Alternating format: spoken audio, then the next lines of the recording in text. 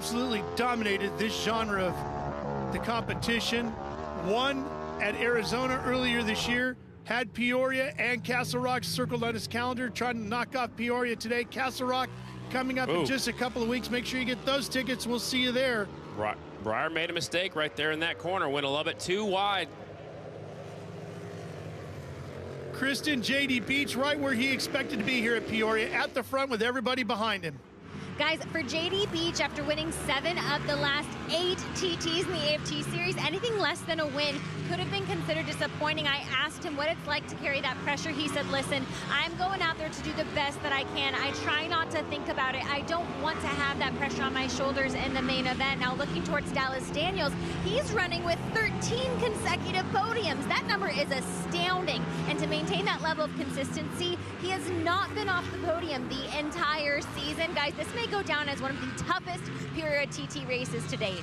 And give the credit to his mechanics on that number 32 as well, because not only has he ridden well, but the bikers performed well to get him on the podium at each and every round. Yeah, anything can happen. Keep going, keep charging, go after the 95. And Jared Mees knows that as well, sitting back there in 4th. Just got to keep doing what I'm doing and hope that the cards play my way before this thing is done. But right now, boy, J.D. Beach is just looking spectacular. Going back and taking a look at some of the big moments here at the Peoria TT. There's the number 69, the Kentucky kid, Nicky Hayden, taking the win at the 54th running of this prestigious event back in 2002. He started on the 3rd row, passed his brother Tommy and his brother Roger Lee on his way to the win, passed J.R. Schnabel on the last lap for the victory. And just 4 years later, he'd go on to become the MotoGP world champion. And look who's out in front leading here at the 76th running, another kid from Kentucky, J.D. Beach. 1 minute, 2 laps to go. Go by Fisher. Fisher gets out of the way, going up to the jump. And Jared has lost sight of Breyer Bauman. He must have been having some problems where he might be trying to conserve what he's got at the moment. Well, the one thing Jared can't afford is to lose another spot to Van der Kooi, who's about 4 seconds behind him. Correct. So Jared might just be figuring, I'm going to stay here and protect this 4th position. 30 seconds and 2 laps to go. Might have to go around one more time before they see the 2 laps to go. So. Yeah, it's about 26-second laps, so it's going to be at least one more time. It will be one more time. Hit by Robinson. Where are you going, Dallas? Currently 9th. Breyer trying to get up there to capitalize on it. Oh, no. Dallas to the inside. And, that helped out Breyer. That hurt Breyer and helped out Dallas big time there. And Robinson and Breyer are good friends. It's just he didn't do it on purpose. No, they're racing for a position 100%. Too. You know, he doesn't want to let anybody else go past him. And they're going to see the clocks go to 0, so it'll be 2 laps to go this time by. Well, actually, that would have to go to. There it is, 2 to go, because it's first got to go to JD before it goes to Dallas. So it depends on where that. It is time now for the progressive race to the checkers, and it is on with 2 laps remaining here. Dallas Daniels and Breyer Bauman fighting over 2nd. Championship so much in the balance. Oh, no! Down goes Dallas. He tucked the front wheel. Oh, and Jared can't believe what he's seeing as he rolls past. He cannot believe it. We're still racing. We haven't seen a red flag yet. The white flag is out. Not sure if Dallas is okay. No red flag. Now the red flag comes out. There's the red flag. Oh, my. Heartbreak. And JD just saw who it was. He was doing everything right, and there's Steve Moorhead to check on him. Watch the front end right about here. He hits. He hits a little bump on the inside of the track. He hit the bump on the inside of the track. Kind of dribbled the front wheel a little bit, and then it tucked. Breyer almost followed him right into it. Watch, there's something on the inside of the track right there. Look at it compress. And there goes the splits, and there he goes down to the ground. And Breyer just about hits him, does an excellent job of staying off of Dallas. Fortunately, it was a low slide, so he's okay. Jared Mees knows all about this. His championship rival saw the same problem happen to him at Arizona. Scotty, the difference was he was able to keep his Indian running. Yeah, he grabbed that clutch as soon as he could, picked the bike up and got going, salvaged a 6th place finish. What can Dallas do today? He only lost 1 spot that day. 2, what will Dallas do here? And remember, He's also got that streak of finishing on the podium 13 straight races. So he's going to start, would we say, 7th? It depends on what they do. I believe there's only 7 bikes on the lead lap, so he should be starting back to 6th.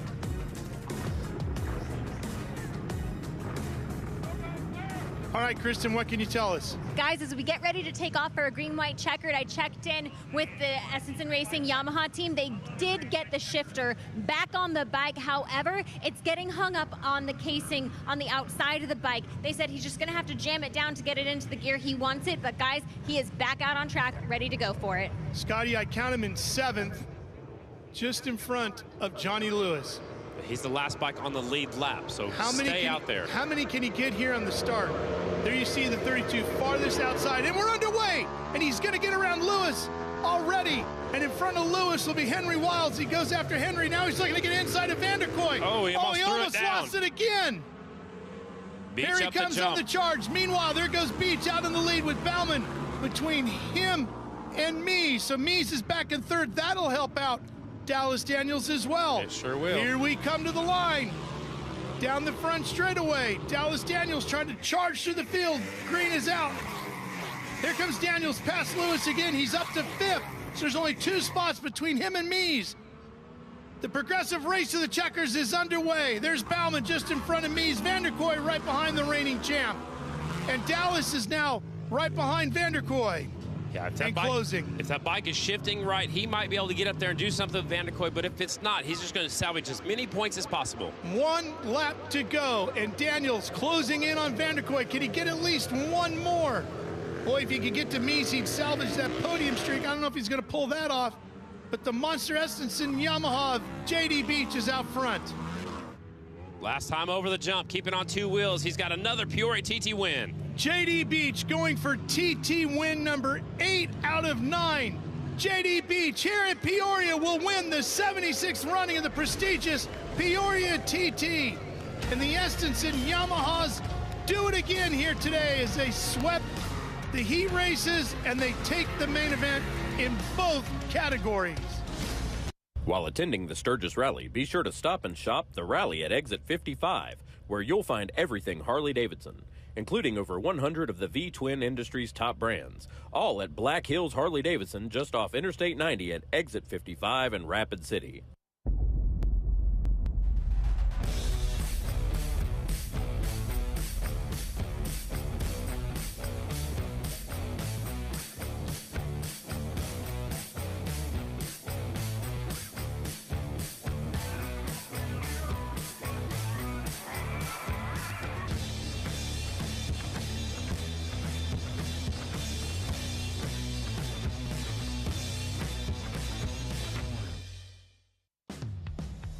Light Shoe has been building quality steel shoes for flat track racers since 1998.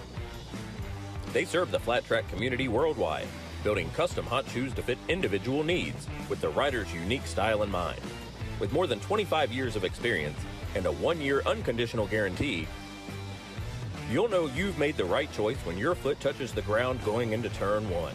Join the Light Shoe crew. You'll be glad you did.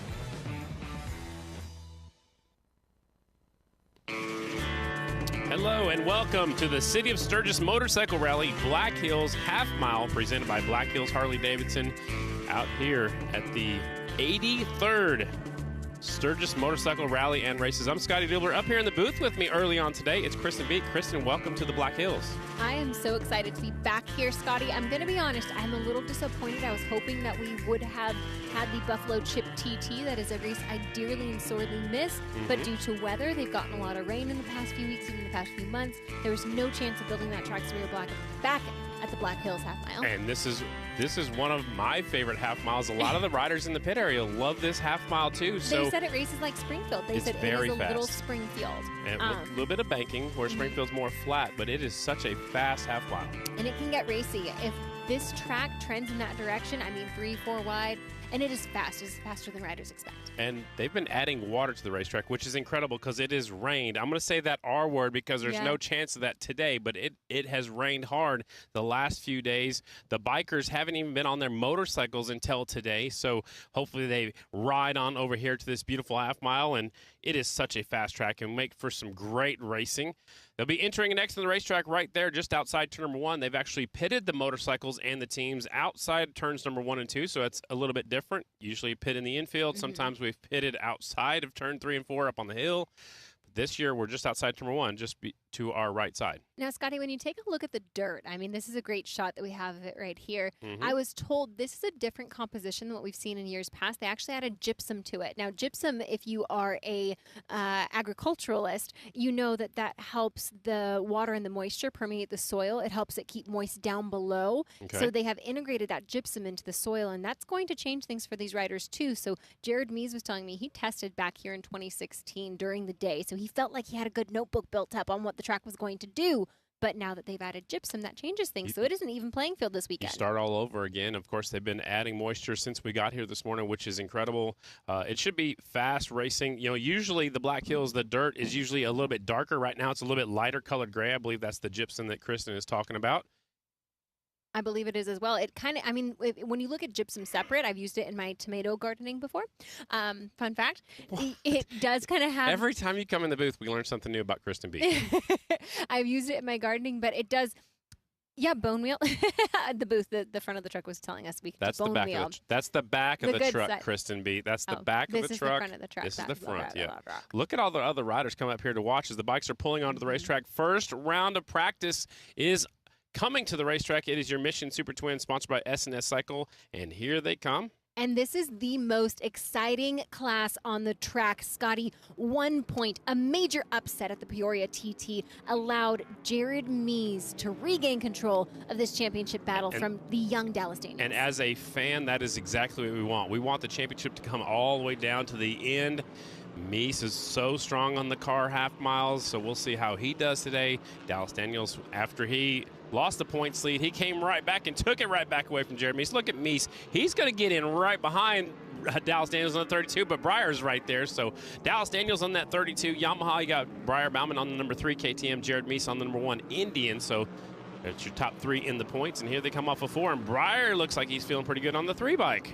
They are getting racy so early on here, Scotty. But what I find interesting, Breyer Bauman expected to be in the mix at the TT. I mean, he is a TT rider, but he's also so good on every other track. But again, he's on a new bike, so go back to what you know, the TTs. But when I was talking with him today, he said that they have gotten some extra support from Wally Brown Racing and their KTM effort, and they have provided them with some aftermarket parts that have really allowed that KTM to kind of find its flow there. It seemed like to me also between the round in New York and the round in New Jersey, they did some testing and they found something there too as well. So again, more seat time for Breyer in that KTM. Dave Zanotti, Michelle DeSalvo in their corner, you know, helping to get that bike dialed in.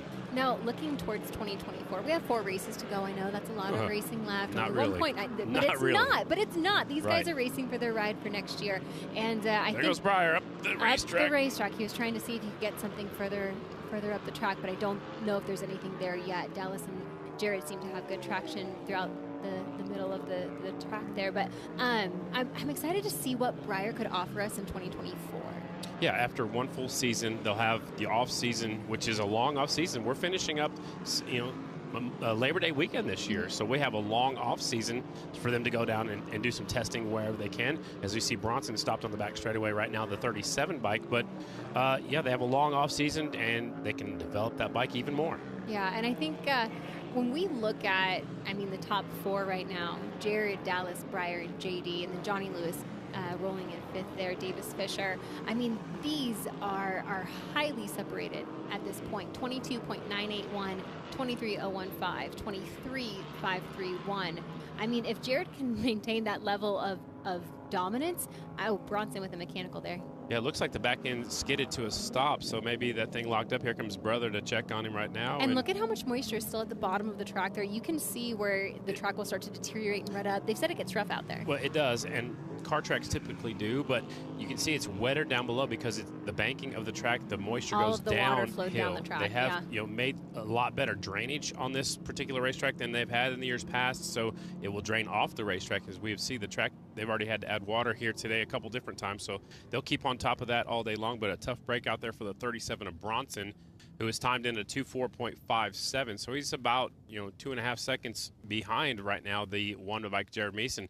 I'm wondering what happened though. He seems to be looking. Well, the thing's locked up. They can't move the back. Either the back wheel's locked up or possibly the engine's locked up. Yeah. Look at Bronson just grabs a hold of it. Grabs it. He's like, I'm not waiting on you guys. He has to be so mad right now. Yeah. The good news is they have a backup motorcycle they can go to, but the bad news is that's their primary bike, and it doesn't look like that's going to be a lot of fun. They might have to park that one for the rest of the night. You know who has been a great addition this year from a managerial perspective is Brian Smith. I cannot tell you how many riders have said he has made a huge difference with not only how the tracks are being prepped, but with how the races are being ran, how the schedule looks. That has been great for the American Flat Track communication Series. with the riders to have a go-to person. Yeah. That's somebody that's been there too. I mean, it's different. It's humility and humor is what Brad said. It is just a little bit different, because he's been out there, he's raced out there.